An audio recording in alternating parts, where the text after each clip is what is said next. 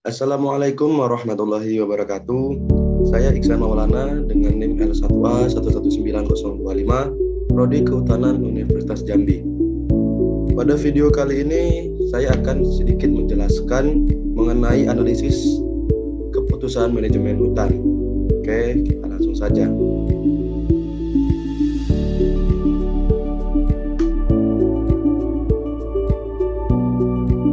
Yang pertama ada kerangka kerja untuk membuat keputusan. Peran pokok bagi seorang manajer hutan adalah membuat keputusan, memilih berbagai rangkaian alternatif kegiatan.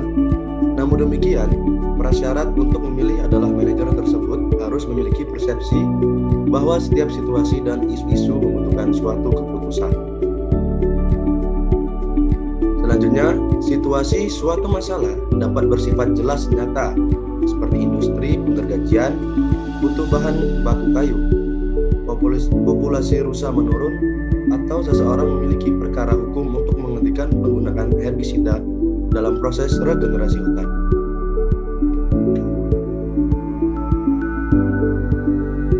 Selanjutnya, pemahaman oleh manajer hutan atas masalah-masalah penting tersebut akan menyebabkan pengelolaan hutan yang efektif. Kesuksesan seseorang manajer hutan apabila mampu mengidentifikasi dengan benar masalah-masalah yang relevan dengan tujuan-tujuan, isu-isu, dan keterbatasan sumber daya, memberikan alternatif solusi yang dapat dikerjakan menguntungkan. Selanjutnya, pernyataan masalah dan penulisan persamaan. Di sini tersedia anggaran sebesar $500.000 setiap tahun untuk melakukan penanaman secara manual, menggunakan mesin atau melalui udara pada areal bekas tebangan. Biaya rata-rata untuk penyiapan lahan dan persemaian untuk penanaman secara manual sebesar $365 per hektar, menggunakan mesin sebesar $310 per hektar, dan areal seedling sebesar $24 per hektar. Kombinasi dari 3 metode penanaman tersebut dapat digunakan, tetapi biayanya lebih besar dibanding dilakukan secara manual. Untuk merubah 3 pernyataan tersebut menjadi suatu persamaan linier, harus ditentukan variabel dan koefisiennya. Misalkan B adalah anggaran tahunan dalam dolar adalah sebesar $500.000. X1 adalah luas areal yang ditanami dengan cara manual. X2 luas areal yang ditanami dengan menggunakan mesin. X3 adalah luas areal yang ditanami dengan menggunakan areal mesin. Selanjutnya, A1 adalah biaya penanaman dengan cara manual, yaitu dengan dana sebesar $365 per hektar. A2 biaya penanaman dengan menggunakan mesin, yaitu dengan $310 per hektar. Dan A3 adalah biaya penanaman dengan cara areal dengan memakan biaya sebesar $245 per hektar. Dengan menggunakan variabel dan koefisien tersebut, kita dapat menulis tiga pernyataan masalah tersebut dalam suatu persamaan implisit sebagai berikut. A1 dikali X1 ditambah A2 kali X2 dan A3 dikali X3 sama dengan B. Atau secara eksplisit sebagai berikut. 365 dikali X1 ditambah 310 dikali X2 ditambah 245 dikali X3 sama dengan $500.000.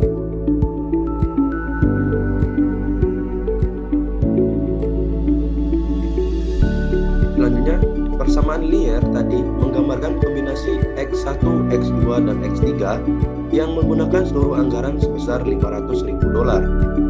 Jika diasumsikan bahwa seluas 500 hektar yang ditanam secara manual, 270 hektar ditanam menggunakan mesin, dan 1000 hektar dengan areal adalah salah satu kemungkinan kombinasi metode reboisasi yang akan memberikan kepuasan dengan jumlah anggaran yang ada.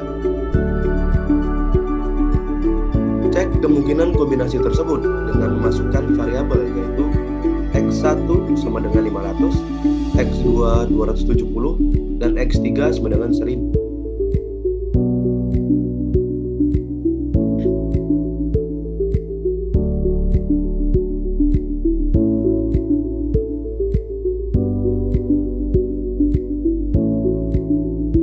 variable, problem solution, objective function, constraint, resource constraint, decision maker goal constraint, policy and regulation constraint, problem statement, dan terakhir feasibility.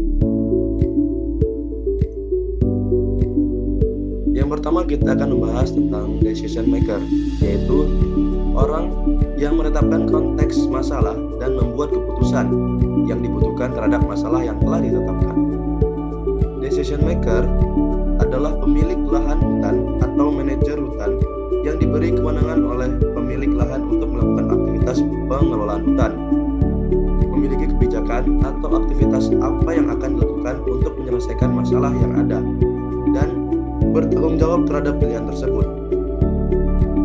Tujuan dan faktor-faktor pembatas yang relevan dengan masalah harus dipertimbangkan oleh decision maker. Lanjut. Yang kedua adalah goal atau tujuan.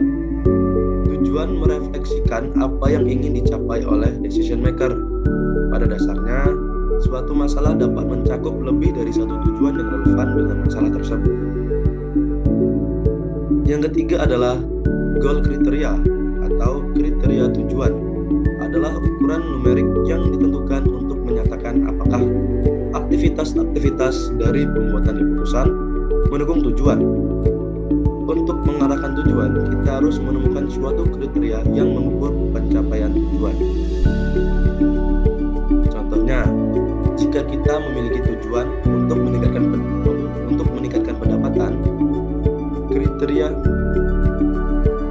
Contohnya, jika kita memiliki tujuan untuk meningkatkan pendapatan, maka kriteria yang dibutuhkan adalah pendapatan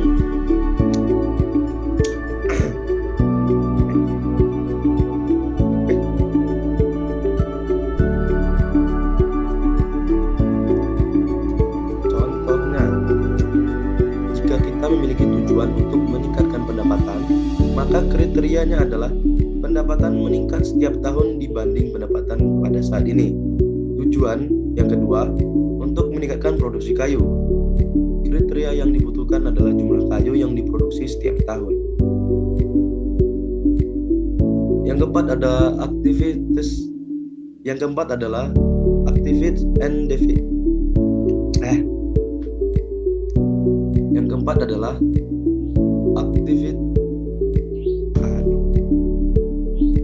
susah kali nyebutnya.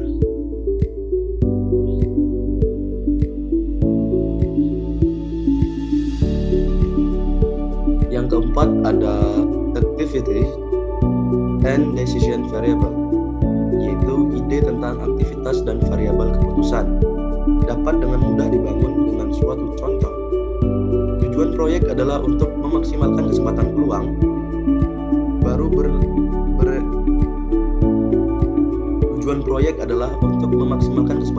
baru pada suatu kawasan yang diukur dengan kriteria, yaitu penambahan jumlah hari kunjungan pada areal hutan rekreasi yang telah dibangun. Aktivitas adalah jenis atau macam proyek atau sesuatu yang dapat dilakukan untuk membantu mencapai tujuan. Sedangkan variabel belum selesai.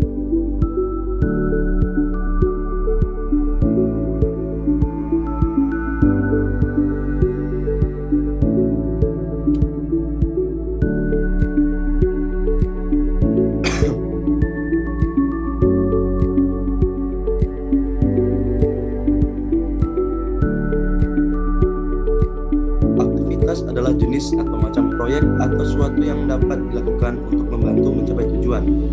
Sedangkan variabel keputusan adalah menggambarkan jumlah dari setiap jenis aktivitas yang dilakukan.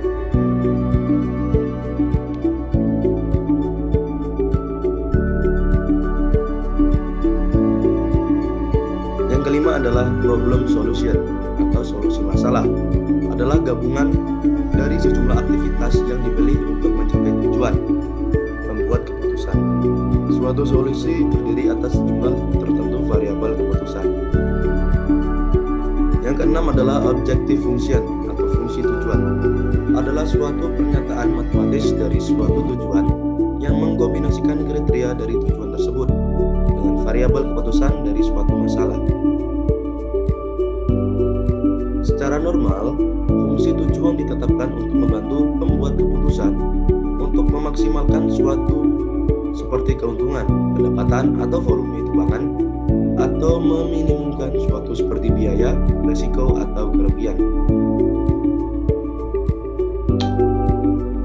Yang ketujuh adalah constraint atau pembatas, adalah segala sesuatu yang membatasi pencapaian tujuan. Pembatas adalah selalu ada pada setiap masalah dan perlu diidentifikasi apabila ingin mencoba untuk menyelesaikan suatu masalah dengan baik. Pada suatu masalah, pembatas dapat berupa pembatas input dan output. Pembatas pada umumnya muncul dari 3 sumber, yaitu keterbatasan sumber daya, tujuan pengambil keputusan, dan faktor-faktor eksternal seperti kebijakan pemerintah. Setiap dari 3 sumber pembatas tersebut dapat merupakan gabungan dari pembatas input dan output. Selanjutnya ada problem statement atau pernyataan masalah formal. Didefinisikan sebagai semua variabel keputusan dan tujuan spesifik, solusi tujuan. Persamaan pembatas yang dibutuhkan oleh pembuat keputusan untuk menggambarkan masalah secara sempurna. Yang kesembilan adalah feasibility. Pembatas masalah membutuhkan kelayakan alternatif.